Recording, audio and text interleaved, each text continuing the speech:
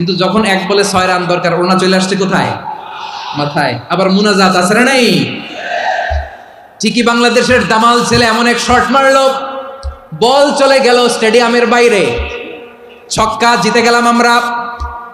পুরো স্টেডিয়াম জুড়ে চিৎকার, হই হুল্লোড়, মৌজ মাস্তি।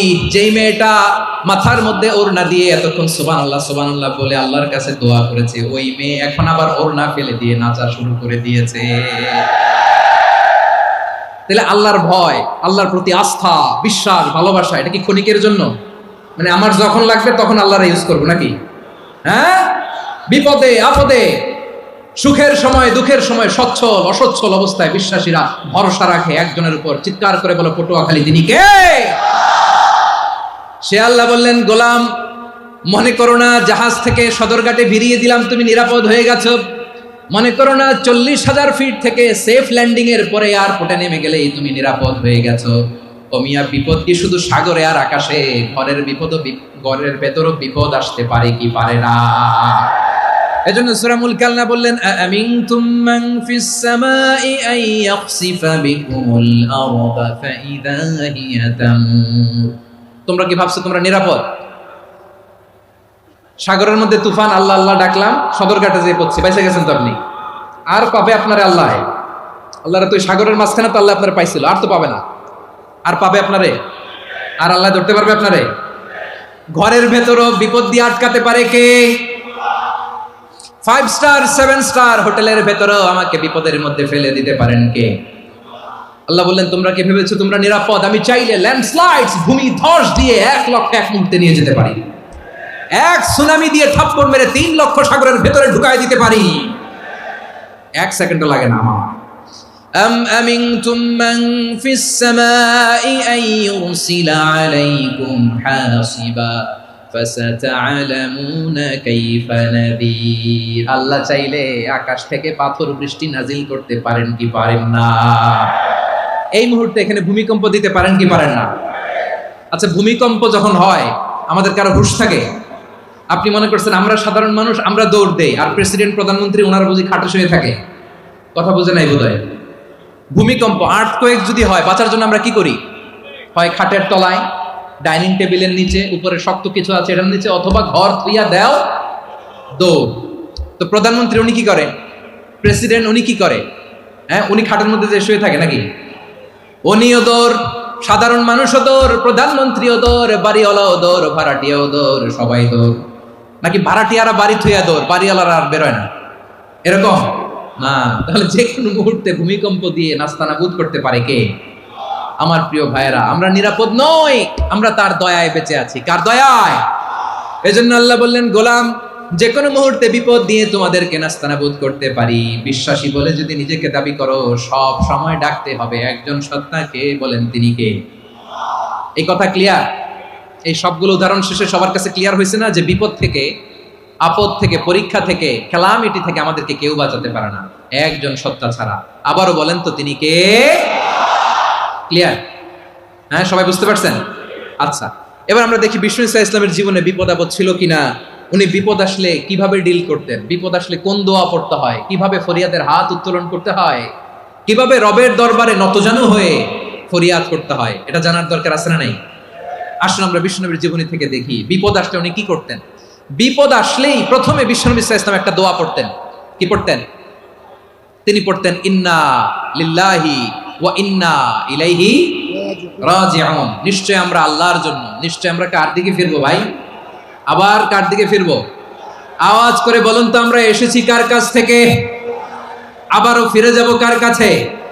এজন্য বিষ্ণুই পড়ছেন, ইন্না লিল্লাহি ওয়া ইন্না ইলাইহি রাজিউন।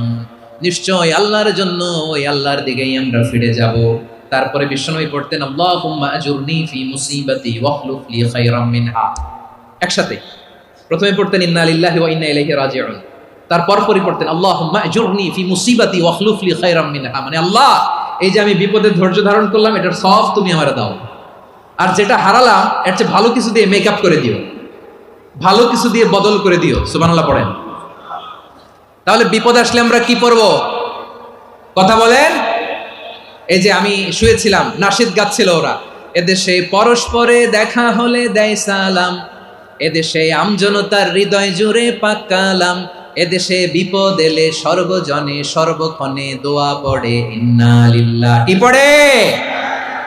সুবহানাল্লাহ সুবহানাল্লাহ সুবহানাল্লাহ সুবহানাল্লাহ। এদেশে আজান শুনে সূর্য ওঠে শহর গ্রামে, এদেশে আজান শুনে সূর্য ডুবে সন্ধ্যা নামে, এদেশে সকল কাজে সবাই বলে বিসমিল্লাহ, এদেশে ভালো কিছু দেখে শুনে হাসি মুখে সবাই বলে মাশাআল্লাহ। সুবহানাল্লাহ পড়ে। তাহলে বিপদ এলে আমরা কি পড়ি? কথা বুঝলে সবাই উত্তর দিতে হবে। বিপদ এলে কি পড়ি? তাহলে বিপদ এলেই আমরা এখন থেকে ইন্না লিল্লাহ পড়বো, নাকি হাই হুতাশ করবেন? একদল আছে হাই হুতাশ করে, হায় আল্লাহ রে মোর কি হইল রে, মুই কি হরমু রে, মুই কমবে জামু রে, আছে না নাই? এরকম বিলাপ করতে নিষেধ করেছেন বিশ্বনবী। কি করব, কই যাব, কি হবে, হায় হায়, এরকম হাহুতাশ আছে না নাই? বিশ্বাসীরা হাহুতাশ করে না, তারা ইন্না লিল্লাহ পড়ে। কি পড়ে মনে থাকবে? আমরা পড়বো ইন্না লিল্লাহি ওয়া ইন্না ইলাইহি রাজিউন। নিশ্চয়ই আমরা আল্লাহর জন্য, আমরা আল্লাহর দিকেই ফিরে যাব। এরপর পড়বো আল্লাহুম্মা আজুরনি ফি মুসিবাতি ওয়া আখলুফ লি খায়রাম মিনহা। আল্লাহ, আমি যে বিপদে ধৈর্য ধারণ করলাম এটার সওয়াব দিও, আর যা হারালাম তার চেয়ে ভালো কিছু দিয়ে বদল করে দিও। সুবহানাল্লাহ পড়েন। বিশ্বনবীর হাদিস শুনলেন উম্মে সালামা রাদিয়াল্লাহু তাআলা আনহা। ওনার স্বামী হলো আবু সালামা। মজার ঘটনা খেয়াল করে শুনেন আমার প্রিয় কলিজার টুকরা ভাইয়েরা। কানগুলো খরগোশের কানের মতো খাড়া করে আমার দিকে তাকান।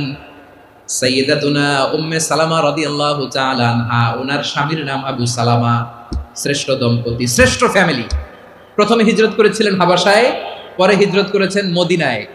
উহুদ যুদ্ধের পরে ওনার স্বামী আবু সালামা ইন্তেকাল করলো, শহীদ হলো। সুবহানাল্লাহ পড়েন।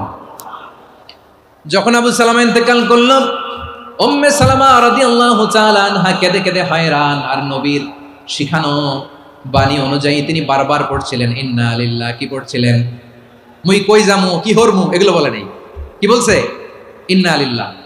যেহেতু বিশ্বনবী বলেছেন কেউ যদি বিপদের প্রথম ধাক্কায় পড়ে ইন্না লিল্লাহি ওয়া ইন্না ইলাইহি রাজিউন, আল্লাহুম্মা আজুরনি ফি মুসিবাতি ওয়া আখলুফ লি খায়রাম মিনহা, তাহলে এই বিপদে যে সে যা হারালো তার চেয়ে শ্রেষ্ঠ কিছু দিয়ে আল্লাহ তার বদল দিয়ে দিবে। এই হাদিস শুনে উম্মে সালামা রাদিয়াল্লাহু তাআলা আনহা ওনার প্রাণ প্রিয় স্বামী আবু সালামার ইন্তেকালের পরে চোখের পানি ছাড়ে আর পড়ে ইন্না লিল্লাহি ওয়া ইন্না ইলাইহি রাজিউন, আল্লাহুম্মা আজুরনি ফি মুসিবাতি ওয়া আখলুফ লি খায়রাম মিনহা। বারবার এই দোয়া পড়ে চোখের পানি ছাড়ে, এই দোয়া পড়ে চোখের পানি ছাড়ে। আর মনে মনে বলে আবু সালামার মতো ভালো মানুষ মদিনাতে নাই, আবু সালামার চেয়েও ভালো মানুষ মদিনাতে নাই। তার চেয়ে ভালো মানুষ কি করে আল্লাহ তাআলা আমারে দিবে? তার চেয়ে ভালো মানুষ তো আমি মদিনাতে দেখি না। চোখের পানি দিয়ে বুক ভাসায় আর নবীর হাদিসের উপর আমল করে পড়ে ইন্না লিল্লাহি ওয়া ইন্না ইলাইহি রাজিউন, ইন্না লিল্লাহি ওয়া ইন্না ইলাইহি রাজিউন। পড়তে পড়তে চোখের পানি ছাড়ে আর চিন্তা করে বিশ্বনবী বললেন এই দোয়া পড়লে যেটা হারালাম তার চেয়ে ভালো কিছু দিয়ে আল্লাহ পুরস্কার দেয়। আবু সালামার চেয়ে ভালো মানুষ মদিনার মধ্যে আর কে হতে পারে? কি আজীব তামাশা, কি অবাক করা ঘটনা। কিছুদিন পরে দেখা গেল সাইয়্যিদুল মুরসালিন রাহমাতাল লিল আলামিন স্বয়ং বিশ্ব নবী উম্মে সালামাকে বিয়ের প্রস্তাব পাঠিয়েছে। স্বয়ং বিশ্ব নবী উম্মে সালামা রাদিয়াল্লাহু তাআলা আনহাকে বিয়ের প্রস্তাব পাঠিয়েছেন। উনি রাজি হয়ে গেলেন, বিয়ে হয়ে গেল। উনি হয়ে গেলেন উম্মুল মুমিনিন, আমাদের মা, পুরো মুসলিম উম্মার মা। চিৎকার করে বলেন আল্লাহু আকবার। তাহলে আমার প্রাণপ্রিয় ভাইয়েরা, বিপদে পড়লে আমরা পড়বো ইন্না লিল্লাহি ওয়া ইন্না ইলাইহি রাজিউন, আল্লাহুম্মা আজুরনি ফি মুসিবাতি ওয়া আখলুফ লি খায়রাম মিনহা। করবেন? করবেন না? যারা যারা বিপদ আসলে এই দোয়াটা পড়বেন এখন থেকে আওয়াজ করে ইনশাআল্লাহ বলেন। যা হারাইছেন তার চেয়ে শ্রেষ্ঠ জিনিস দিয়ে বদলা দিবে কে? বিশ্বাস হয়? একটু সন্দেহ লাগে মনে হয়, একটু সন্দেহ আছে? যাদের বিশ্বাস হবে তাদের কি আল্লাহ উত্তম বদলা দিবে, ঠিক কিনা বলেন? তাহলে বিপদে পড়লেই প্রথমে আমরা এটা পড়ব। দোয়াগুলো যদি এখন মুখস্থ না হয়, এই যে রেকর্ডিং হচ্ছে পেয়ে যাবেন, কালকেই পেয়ে যাবেন। শুনে শুনে মুখস্থ করবেন।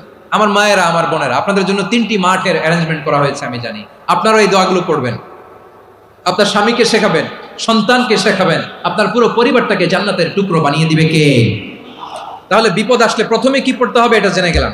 এরপরে বিপদ আসলে নিজেকে কি করে আল্লাহর কাছে সঁপে দিতে হয় এটাও জানার দরকার আছে না নাই?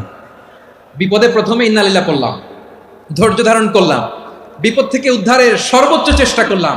আমার কাজ যখন শেষ তখন আমি আমার এই বিষয়টা আল্লাহর কাছে সঁপে দিব। কার কাছে সুপর্দ করব? কার কাছে? বিপদে বললে কেমন করে নিজেকে আল্লাহর কাছে সঁপে দিতে হয় আসুন সাইয়েদনা ইব্রাহিম আলাইহিস সালামের জীবনী থেকে জানি। আল্লাহর খলিল ইব্রাহিম আলাইহিস সালাম আমাদের মতো সমাজ ব্যবস্থা পায় নাই। আমরা জন্মের পরে আমাদের কানের ভেতরে আজান দিয়েছে কে? একামত দিয়েছে কে? আমাদের বাপদাদারা আমাদের কানে আজান দিয়েছে কি দেয় নাই? আমাদের জন্মের পরেই তো আজান, একামত, বাড়ির পাশে মসজিদ, প্রতিদিন আজান, জুমার খুতবা, প্রতি মাসে মাসে তাফসিরুল কোরআন মাহফিল, মসজিদ, মিনারা, অভাব নাই। ঠিক কিনা বলেন? আপনি যেই সুন্দর ইসলামিক এনভায়রনমেন্ট পেয়েছেন, আমাদের ইব্রাহিম খলিল উনিও কি এরকম পেয়েছিলেন? হ্যাঁ, উনি জন্মের পর পরে ওনার কানে আজান দিয়েছে কেউ? আমার প্রিয় ভাইরা, আগা গোড়া একটা শিরকি পরিবেশ উনি জন্মগ্রহণ করেছেন। উনি ছাড়া ওই তল্লাটে একজনও আল্লাহর উপর বিশ্বাসী নয়। কল্পনা করতে পারেন? গোটা তল্লাটে, গোটা দেশে বিশ্বাসী মুমিন, আল্লাহর উপর বিশ্বাস স্থাপনকারী কয়জন? সবাই বলেন কয়জন? বাকি সব মুশরিক। বাকি সব মুশরিক নিজের সাথে নিজে শক্ত বোঝাপড়া করে, অ্যানালজি করে, সেলফ কনভারসেশন করে উনি মহা সত্যের সন্ধান পেয়েছেন। উনি আকাশের তারা দেখে ভাবে মনে হয় এটাই আমার খোদা, পরে দেখে তারা নাই, মনে মনে বলে না তাইলে এটা না। আবার চাঁদ দেখে বলে চাঁদটা বড় মায়া লাগে, মনে হয় এটাই আমার রব, পরে দেখে চাঁদও নাই, কয় না এটা না। এরপরে দ্বীপ প্রহরের জলজলে সূর্যটা খা খা করে গোটা পৃথিবীটারে রৌদ্র দিয়ে তাতিয়ে রাখে। তিনি ভাবলেন মনে হয় এটাই আমার রব, কারণ এটাই তো সবচেয়ে বড়। কিন্তু বিকেল বেলা ওই সূর্যটাও যখন চলে যায়, সাইয়েদনা ইব্রাহিম বলে না এটাও তো নাই, আমার খোদা যদি আমারে ছেড়ে চলে যায়, বিপদে পড়লে আমারে উদ্ধার করবে কে? এভাবে নিজের সাথে অ্যানালজি, সেলফ কনভারসেশন করতে করতে করতে তিনি মহা সত্যের সন্ধান পেয়েছেন। সুবহানাল্লাহ পড়েন। সব শেষে তিনি ডিসিশন নিয়ে ঘোষণা দিলেন, ইন্নী ওয়াজ্জাহতু ওয়াজহিয়া লিল্লাযী ফাতারাস সামাওয়াতি ওয়াল আরদা হানিফান ওয়া মা আনা মিনাল মুশরিকিন। নিশ্চয় আমি এমন সত্তার দিকে মনোনিবেশ করলাম, মুখাপেক্ষী হলাম, যিনি আকাশ বানিয়েছেন, জমিন বানিয়েছেন, আমি মুশরিক নই। সুবহানাল্লাহ। পারতেন? আপনি পারতেন? কেউ নাই, লক্ষ লক্ষ মুশরিক, আপনি একা। ওনার মতো এরকম বিচক্ষণতা দিয়ে আল্লাহরে খুঁজে পাইতে পারতেন আপনি? কি নবী ছিল, আল্লাহকে খুঁজে পেয়েছে। যখন আল্লাহর ইবাদত শুরু করলো, এই কথা ছড়ায় পড়লো চারদিকে। নমরুদ সাইয়েদনা ইব্রাহিমকে ডেকে পাঠালেন। নমরুদ বলে, ইব্রাহিম তুমি নাকি মূর্তির পূজা না করে কোন নতুন রবের ইবাদত করো, কে তোমার রব? সাইয়েদনা ইব্রাহিম বললেন, রব্বি আল্লাযী ইউহয়ী ওয়া ইউমীত, আমি এমন রবের ইবাদত করি যিনি জীবন দেন, যিনি মৃত্যু দেন। নমরুদ বলে, তাই নাকি? তোমার রব জীবন দেয়, মৃত্যু দেয়, আর এটা তো আমি দেই, আমিও তো জীবন দেই, আমিও তো মৃত্যু দেই। সাইয়েদনা ইব্রাহিম বললেন, কেমন করে তুমি জীবন দাও, মৃত্যু দাও, একটু দেখাও তো। নমরুদ জেলখানা থেকে দুজন কয়েদিকে ডেকে আনলো, কয়েদি এনে অর্ডার করলো, একটাকে এখনই শিরোচ্ছেদ, হেড অফ, ডেথ পেনাল্টি, মৃত্যুদণ্ড দেয়া হলো, ফিনকি দিয়ে রক্ত বেরোলো।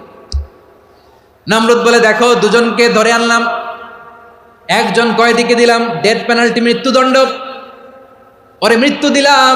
আরেকজন যে দাঁড়িয়ে আছে, চাইলে ওরেও আমি মৃত্যুদণ্ড দিতে পারি, কিন্তু না, ওরে আমি দিব না, ওরে আমি বাঁচাইয়া দিলাম, ছেড়ে দিলাম, মানে জীবন দিলাম। দেখো ইব্রাহিম, তোমার চোখের সামনে একজনরে মৃত্যু দিলাম, আরেকজনরে জীবন দিলাম। আপাত দৃষ্টিতে তাই তো, একজনরে তো জীবন দিল, আরেকজনরে মৃত্যু দিল। সাইয়েদনা ইব্রাহিম এবার বিপাকে পড়ে গেলেন। কিন্তু এক একজন নবীকে আল্লাহ এমন উইজডম, বিচক্ষণতা দিয়ে এই জমিনে পাঠিয়েছেন। মুহূর্তের মধ্যে আল্লাহর খলিল ইব্রাহিম বললেন, ফাইন্নাল্লাহা ইয়াতি বিশ-শামসি মিনাল মাশরিকি ফাতি বিহা মিনাল মাগরিব ফাবুহিতাল্লাযী কাফার। আল্লাহর খলিল ইব্রাহিম বললেন, নমরুদ বুঝলাম তুমি জীবন দাও, মৃত্যু দাও, দেখলাম, কিন্তু আমার রব, আমার আল্লাহ প্রতিদিন সকালবেলা উষা লগ্নে ওই পূর্ব দিগন্ত থেকে সূর্যটাকে উদিত করেন, সাঁঝের বেলা, বিকেল বেলা, কুথুরি লগ্নে, সন্ধ্যা বেলা ওই দ্বিপ্রহরের জল জলে সূর্যটাকে পশ্চিম দিগন্তে ডুবিয়ে দেন।